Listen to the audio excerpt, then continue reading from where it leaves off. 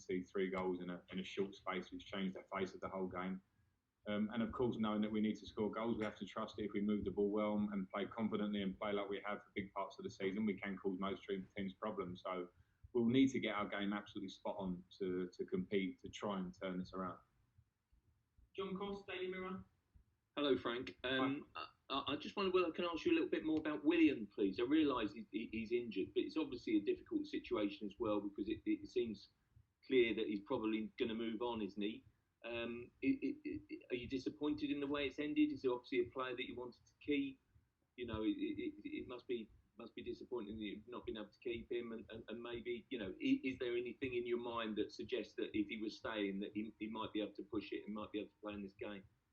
No, John, I read a headline earlier that sort of mentioned disappointment from.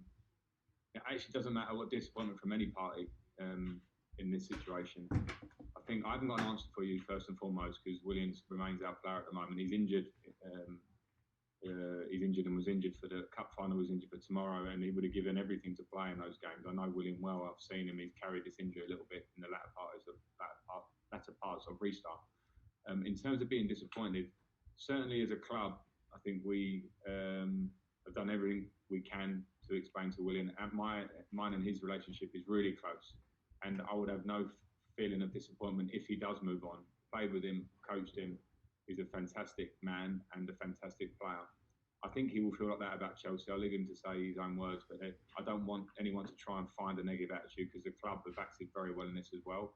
I don't have the answer. If he moves on, I personally would wish him well, and that's kind of where we're at now. Thanks, Frank.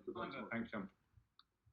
Hi, Frank. Just when you talk about disappointment with Willian, I mean, what if he does leave? What kind of hole do you think that he leaves for you? Because obviously he's had a great season.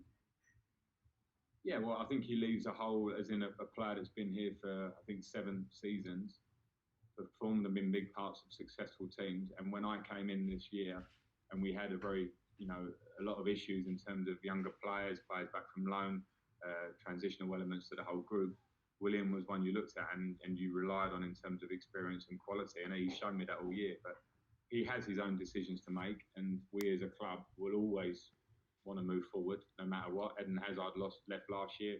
The club continues. We try and work in the forward direction, which I think we have in many ways, and that remains the same whatever player will leave the club. Nick Purell, Press Association. Hi Frank, just on Christian Pulisic, I guess he's obviously will be battling to be fit for the start of the season as when that finishes. And just lastly on Willian, I'm sure obviously I assume that you wouldn't be worried about him playing for a rival, would you, given obviously David Luiz played for Arsenal? When a player's out of contract, they have the freedom and the right to go and play wherever they want. So you have to understand that if they stay in the league and it's a player of Williams' quality, for instance, then they will go and contribute to that team. I think we have to accept that and move on. I've got no problems with that. That's his right. With Christian Pulisic, I think it's going to be touch and go for the start of the season. 6 weeks, if you do the maths, gets very close to probably into the start of the season. But we have to treat it right.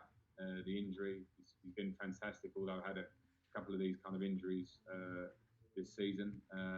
But in the big scheme of things, when Christian will reflect on his first season, I think his improvement levels come in here when you think of the goals and assists he's had this year, the best of his career, and that's in the first year in the Premier League. And from where he's gone in the start to where he ends up and how he was playing in restart, he should be very happy, because that's down to his work. So we'll get him fit, and we'll get him ready. If he misses the first part of the season, as in the first 1 or 2 games or so, then we'll have a firing Christian, hopefully as hungry as he looks for restart. Okay, last 2 questions, Daniel Matthews and then Tom Roddy. Hi Frank. Just quickly, you mentioned earlier about some of the famous nights, the turnarounds in the Champions League. Obviously, you had your own famous one here in Munich in 2012. Will you try and use those? And if so, how can you use those to try and inspire your players? I won't use that for this game. I think if I try to use short stories from my career to the players through the season, they'll be very bored of me.